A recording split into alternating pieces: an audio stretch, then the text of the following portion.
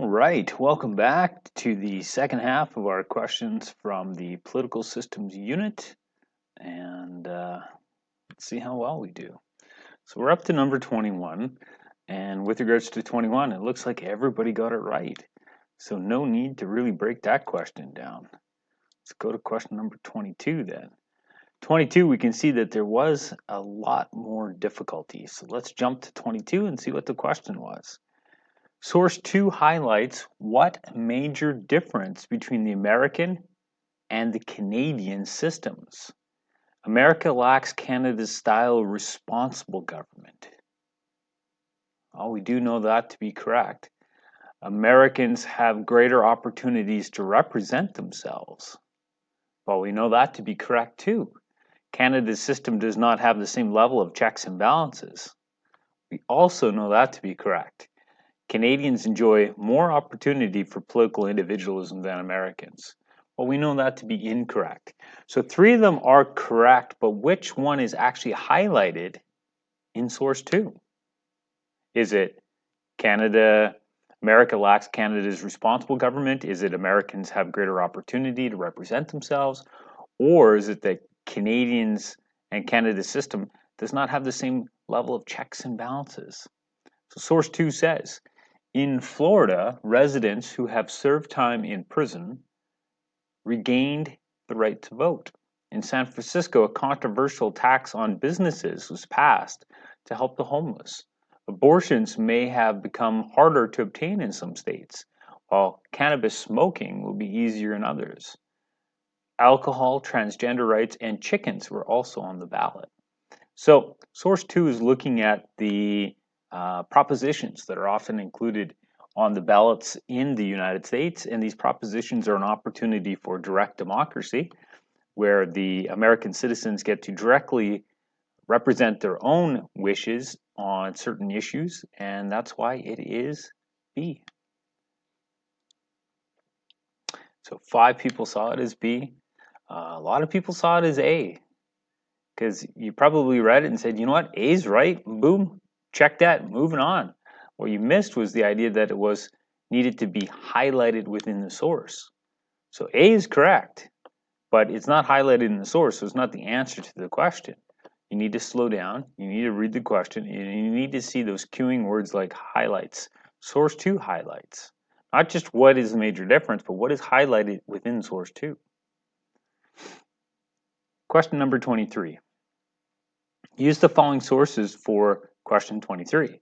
What concept is most clearly being weighed in the above charts? So we have some pros and cons of some concept. Pros, majority governments are more prominent, easier for legislation to move through. So being that I know my terminology, I already know the answer now, right? More majority governments, easier to pass legislation. Cons, small parties have no chance to gain influence. They're talking about an electoral system. They're talking about the pros and cons of the electoral system that both Canada and the United States use as first past the post. In Europe, in many countries, many of them use proportional representation. That would be another electoral system. Some countries will use a hybrid of the two. But first past the post is the system being described below. Let's see where you went with this one. So number 23. Number 23 was a recall question and a vocab, and it looks like the majority of you knew your vocabulary. Number 24 is a cartoon that's embedded in one of our lessons. The intent of the cartoon. So what is the cartoonist's intent? What is their purpose behind the cartoon? Is it to show that democracy should not be imposed on others? Well, this is the result of the United States imposing democracy on Iraq, and it looks like things are going poorly, so I'm going to put an M for maybe there. Authoritarianism is more suitable for some nations, and again, I'm seeing that with freedom comes oppression and hatred and people slashing their heads. So that might also be a maybe. Some individualism creates tyranny of the majority. So because they have democracy, now these individuals that are the majority get to be tyrannical towards the minority. Well, women aren't a minority mathematically, but may be seen as a minority in terms of the rights that they're allotted, adopting liberalism cannot overcome the nature of man. So they've adopted liberalism, and once they adopt it, it's like we're free to submit to Allah, to oppress our women, to hate the Jews, to slash our heads. And here's the cartoonist who drew himself within the frame, and he says, "Here we go again." So is the message, "Here we go again," can that be applied to democracy should not be imposed upon others? Well, Iraq hasn't had democracy imposed upon them before and seen a response like this. Because of this last caption, it can't be that. Authoritarianism is more suitable for nations. Again, because of the "here we go again," his reference is about human nature and how, due to human nature, individuals are becoming violent and oppressive, and the message is D. It's definitely one of the harder ones on the test, but about half of you did see it as the right answer. C had a lot of pull as well, so let's go back, take a peek at C. Political individualism creates tyranny of the majority. We can definitely see the majority being tyrannical towards the Jewish people, being tyrannical towards women, which again, they are the majority, but they're seen as a minority in terms of the human rights allotted to them. The poll that I would say that makes D better than C is that tyranny of the majority being unlocked by political individualism wasn't something that had happened before. So this doesn't apply as much to C as it does to D. Whereas human nature has created this before. Human nature has created this before. Political individualism has not. It's a subtle difference, I know. That could be frustrating. 25, we have a cartoon that we recognize as HUAC, the House Committee on Un-American Activities. We have McCarthy. They're running people over. It's a very famous cartoon. We've seen it lots of times. We have another cartoon, similar time period, same time period, and they're talking about censorship here. If you ain't for Franco and Chiang Kai-shek, you're un-American. There's a smear campaign going on and silencing. Uncle Sam is talking to this individual. They both seem quite concerned and upset.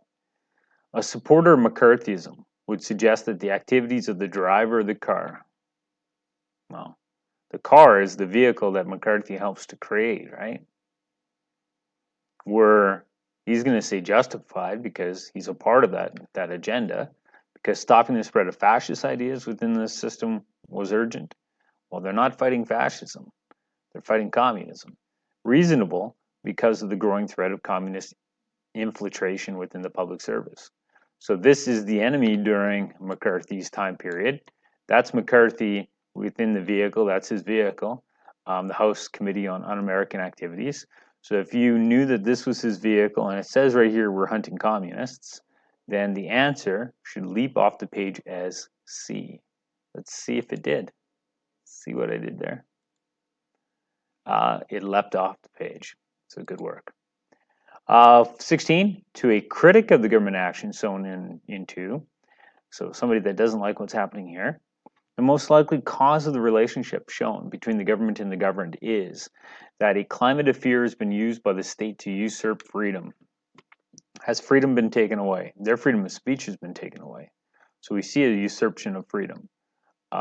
Is it plausible that in the early 1950s there's a climate of fear in America? Well, we already know contextually that's the time of the fear of the Red Scare. So there is a fear of communists in America at this time, and we know that civil rights are being taken away. So could be that.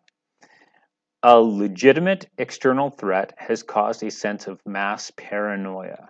Well, we know communism was a legitimate threat because they had taken over China, they had taken over much of Eastern Europe. The Soviet Union obviously was the first to fall. A legitimate external threat was created, a sense of mass paranoia. Was there mass paranoia, or was there paranoia being kind of top-down delivered by the government? That's the question. The First Amendment rights of American citizens, have been revoked. Well, although they are being silenced, they never revoked the amendment. They never revoked the Bill of Rights. State intelligence has found evidence of subversive threats to national security. So, a critic of the government actions. So, if you're critical of the actions, you're saying government's doing bad things, you're not going to say that the state has found evidence of bad things, because if the state found evidence of bad things, then their actions are actually justified. So it can't be D, because had the state found evidence of subversive threats to national security, then their actions may be justified. In fact, the same logic can now be applied back to B, a legitimate external threat. So if there was a legitimate threat, then what they're doing is fine. So the answer has to be A then. 26. And there's a big pull to C. So looking back to C, the First Amendment rights of American citizens have been revoked. To revoke something is put an end. Was the Bill of Rights put to an end? Was it the Bill of Rights ended? Was it canceled? No. Was it nullified? No. So unfortunately for you, you need to go back and you need to study the case study more. That's a detail within the case study that some of you misunderstood. Number 27. Use the following for question 27. The watchdog that didn't bark, he's the press, so I'm getting its media, getting some other stuff there. Just going to move this up one line so it all fits on the same page. Number 27. If the context of the above cartoon was the United States of America of 2020, the most likely reason the watchdog didn't bark. So I don't really need to read this stuff. That's there, it's nice, but why wouldn't the media bark in 2020? Anti-government stories are silenced by state-owned media. The state of the United States doesn't own the media. It's not a dictatorship. They have free media in the States. It can't be A. If you thought it was A, please go back. Review what it means to have state-owned media and review where you'd see that. You'd see it in dictatorships and places like Canada, where we have publicly funded media like the CBC. Federal regulations don't allow a forum for exchange and criticism. Well, we know that in America there is a great debate happening in the streets. There is an exchange, there is criticism, there's an election at the end of the year in November. So there's been no silencing of opposition.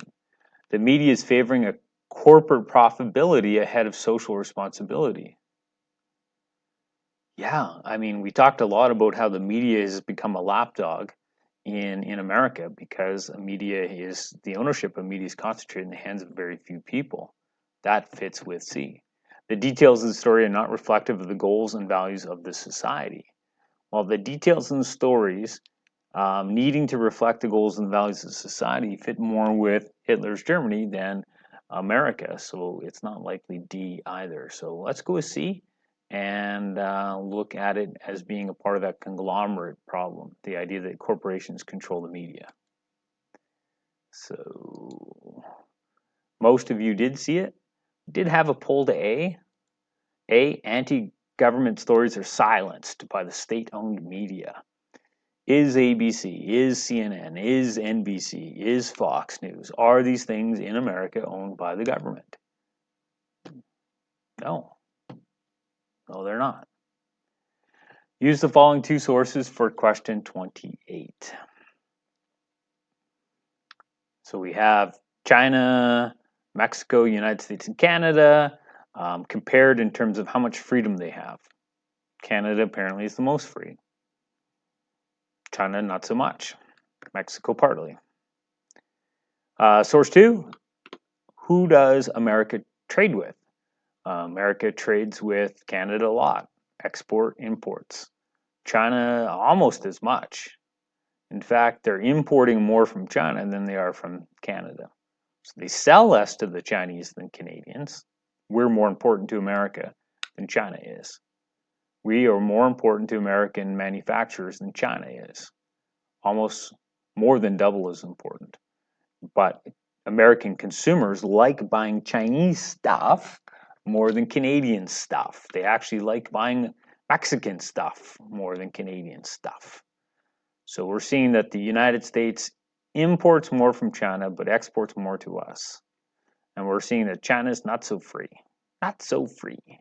Not so free. Which of the following titles best summarizes the combined intent of the two sources? Nations are reluctant to become dependent on other nations. Well, we see a lot of exporting and importing. So we see interdependence. We see globalization. So no. Canada has a relatively unimportant partnership with the United States. We are their most important partner. Economic interdependence leads to ideological homogenization. No. Canada and the United States are both liberal democracies. China is not. American economic ties are rooted in opportunity, not shared values. So they have an opportunity with each of these countries, but they don't share the values with the Chinese. So the fact that the United States have economic ties with the Chinese isn't because they have the same ideology. The Chinese are still a one-party state that practices communism in places. America is not. America is very anti-communist as a government. D is your answer. Most people saw that. Bravo. Number 29. Everyone has the right of movement and residence within the borders of each state. Everyone has the right to leave any country. That's Article 13. Article 14. Everyone has the right to seek and enjoy in other countries asylum. Article 15. Everyone has the right to a nationality.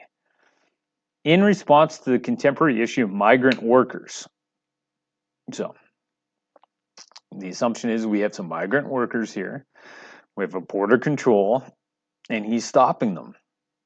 And they're presenting passports, and they're presenting ideas. That's what a light bulb represents, is this is my idea. So in response to the contemporary issue of migrant workers coming into another country, bringing their national passports and ideas with them, the cartoonist would welcome caravans, reject Article 13, support Article 14, promote the nation's right to discriminate based upon how the workers may impact the nation. So I believe this is one of those questions that you guys struggled on a lot. So the most popular answer was the best answer. But we also had a poll to A and we had a poll to C. So let's check out those polls. Welcome caravans of migrant workers as they should have the right to enter. Well, A ignores these big light bulbs. Now, why are the light bulbs there? Can't be A because it doesn't really address the light bulbs. Light bulbs are a major focus of this cartoon. Why did they draw the light bulbs in? Your other incorrect response was C. Support Article 14. Nations have the right to choose their own sovereign or to close their own sovereign borders. Is the border closed? He seems to be accepting this passport. He's going to look at it. He's going to review it. It's more like they're determining who they're going to be allowing in based upon what ideas citizens are bringing with them. What ideas are you bringing with you? What ideas are you bringing with you? And depending upon the ideas that you're bringing with you, I'm either going to let you in or not. These light bulbs represent ideas, and he is judging. He's filtering. He's determining whose ideas will be allowed to enter and which ideas are allowed or are not allowed to enter. So that's how we ended up getting to it.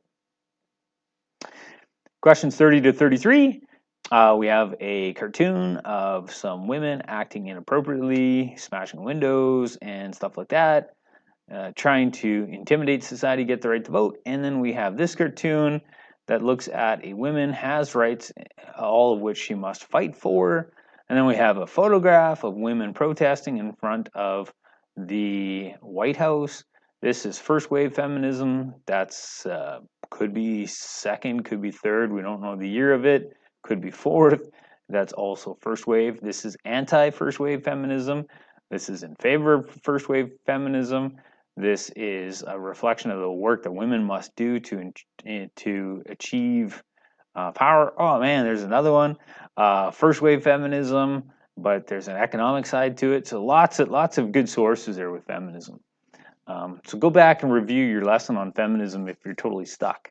The source that is least supportive. Well, I already said that source one was insinuating she wasn't acting appropriately, so it's got to be A. And some of you didn't see that, so my alarm would be, what is it about the other ones that make it look inappropriate, and what about this one makes her look appropriately? I've smashed windows, I've smacked an inspector's face, I've knocked his cap off, I've used the whip, I've tried to pull a policeman off his horse, and yet they won't give me his vote. So it's the idea that I've done inappropriate stuff, So I don't know how you didn't grab that one. For which of the following questions could sources 1 and 2 be most effective in answering? Under what conditions should the majority be opposed? If the state is unjust, does the rule of law apply to citizens? What methods of civil disobedience are justified? If we deprive women of fundamental rights and freedoms, does that in turn make them subject to the tyranny of men? Well, we see civil disobedience here, right? Different types of civil disobedience. What was the other one that we were supposed to look at? 1 and 2. A woman is endowed and certain inalienable rights, all of which she must fight for. So what methods did she use to fight? Let's see where you guys went wrong on this one. Wow, most of you went right on that one. Maybe it was too easy. But yeah, that idea of disobedience does jump out there. By stating that President Wilson appears to be the prophet of democracy, the protesters in source 3 are attempting to use the instability of war to ransom their freedom. Man, I love that language. Ransom their freedom. Point out the disconnect between U.S. domestic and foreign policy. Gain international support for the cause of women's rights everywhere. Announce and celebrate the president's support.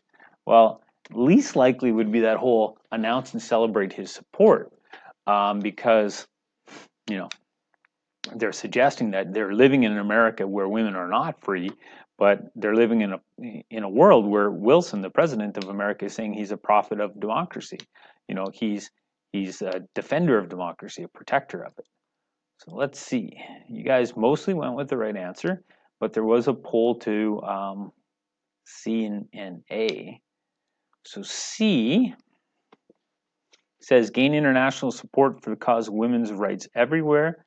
A, use the instability of war to ransom their freedom. But what they're doing is pointing out the disconnect, saying he says he's the prophet of democracy, right? That, he's being proclaimed to be the prophet of democracy abroad, but at home, he's not supporting us. So let's zoom into that visual. President Wilson is deceiving the world when he appears as a prophet of democracy. Wilson has opposed those who demand democracy for this country. So, foreign policy, he appears to be the prophet of democracy. Domestic policy, he's opposing those women, those forces within America that would like to have democracy. There's a disconnect between foreign and domestic politics. So, good work getting that. As a set, source 4 stands out as it doesn't focus on the first wave of feminism. Let's go back. Nope, that's first wave. It even looks first wave in how old the cartoon is. Stop short of advocating the use of violence. Other ones, not all the other ones wanted violence. Advocates for idleness. Nope, it's a call to action. Attempts to use an emotional connection that transcends class. The transcending of class is the idea that how can a mother, in a upper class family rest when there's mothers in a lower class family in strife. So there's this economic component to this political agenda that women of all classes need to transcend their class or division and work together as a gender that need to see their rights uplifted. So it's definitely D there. I love that idea of transcending class as a nuance within the cartoon. And wow, you guys are killing it. Good work. 34. These elections results indicate that when the percentage of popular vote is considered, the most underrepresented party was. So what we need to do is take this and subtract that, right? So 39.5, subtract this is a negative number, so the Liberals are overrepresented. The Conservatives, about 2%, 2.6%. The NDP, 6.7%. The Bloc Québécois, 1.7%. The Green, 3.1%. NDP are our answer. Now, proportionately, it might be the Bloc Québécois, but it didn't say like proportionately who's the most underrepresented. Just math here. Let's hopefully that should have been an easy question. It should have been an easy. Everybody gets it right. Come on, roll the dice. Not so much. Some people did go with A, the Liberals. So to be underrepresented means that you should have more seats. That because of the popular vote, you should have more seats. They are the most overrepresented. They have more seats than their percentage of votes should allow them to have. They had less than 40% of the vote, but more than 50% of the seats. They're not underrepresented, they're overrepresented. Despite the challenges that the above system creates, Canadians support it because it creates stable governments. Creates stable governments. So many times we've seen this in lessons, in other sample multiple choice questions. Yes, it's a false majority, but we like the fact that it creates stable governments through that false majority. Now, I know people struggled on this one, and I think you struggled because the word false majority has a negative connotation. But we know that it's through the false majorities that stability is created within the system of responsible government. Number 36, they fought for labor, now they're interned. Okay. So what's going on here? From the perspective of the Canadian government, their actions were justified. Well, okay, it's 1944, it's Canada. They fought for labor in 1944, now they're in jail. What about 1944 in Canada says that those fighting for labor can't fight for labor? Well, it's during the war. And it's in the common interest, if you want to win the war, to avoid economic disruption. That's why labor activists may have been interned. So it's going to be D. It's going to be D. And wow, you guys really like C on this one. You liked A. Nobody liked B. I got to make a better B. But C, you really loved it. During times of crisis, it is reasonable to censor, silence, and isolate all voices of dissent or discontent. So yes, there is a crisis. It's a war. But it's not really dealing with the fact that it's labor. And it's not just any crisis, it's World War II. So D is better because it's dealing with the war specifically, and it addresses that part right there, the labor part. Labor. Why am I saying labor like that? 37. So we got a couple more cartoons that we are familiar with. The civil libertarian would find the government actions above, well, unacceptable here for sure, right? Unacceptable in both, as liberties are meant to be absolute. Civil libertarians, liberties absolute. Man, I think that's too easy. I think that's too easy. It was too easy. 38. Considering the information in the headlines above, the dilemma that democracies face is the global village has made nations subject to the force of homogenization, that the will of people is often rash and divisive. The pursuit of the perceived common good might be at the expense of civil liberties, and how to balance the commitment to their own citizens and the needs of people beyond their borders. Well, I don't really see much talk about people beyond borders. You know, it's not talking about another country, so we can get rid of that. What we are talking about is forcing homogenization within Quebec. So, a fight against Quebec's unconstitutional Bill 101, and there's a controversy behind it. So let's see where you guys went with this one. I'm interested. So wow, I thought one of the harder questions on the test, and the majority of you get it right. So good work there. That you can see the weighing of the idea that we say it's for the common good, but we're losing something here, civil liberties. So we're almost done, 39 and 40. So we got the idea of the new normal being a very divided place, not too many moderates here. And we have a populist cartoon, and we have another populist cartoon. This one's from lobby groups controlling Congress. We have the idea of checks and balances. Which of the following illustrates a contemporary American problem that also was a threat in the Weimar Republic? Well, we know that in the Weimar Republic we had lots of lots of radical communists and reactionary fascists. Very few people interested in the Weimar Republic, so it is source one. Let's see if you guys picked that. Yes, you did. We had some go with D and B. So B would say that in the Weimar Republic we had a populist agenda saying we want representative government. Well, they were taking representative government away, right? That they had very little faith in it. The people weren't as involved as these individuals are in terms of really structuring their government. And it wasn't necessary money as much as it was ideology that was allowing some to supersede the will of the masses. Yes, there were some capitalists like Oskar Schindler that because of his capitalism, he was given, access to government that others wouldn't, but it was more, position within the party. Citizens in which source are reflecting the ideological principles of Locke, Jefferson, and Mill? So which shows citizens doing what they should be doing? Foundation of government. I'm going to go B on that one. Oh man, imagine if I would be incorrect. No, I would be right. And there it is. Hopefully you will be enlightened by this.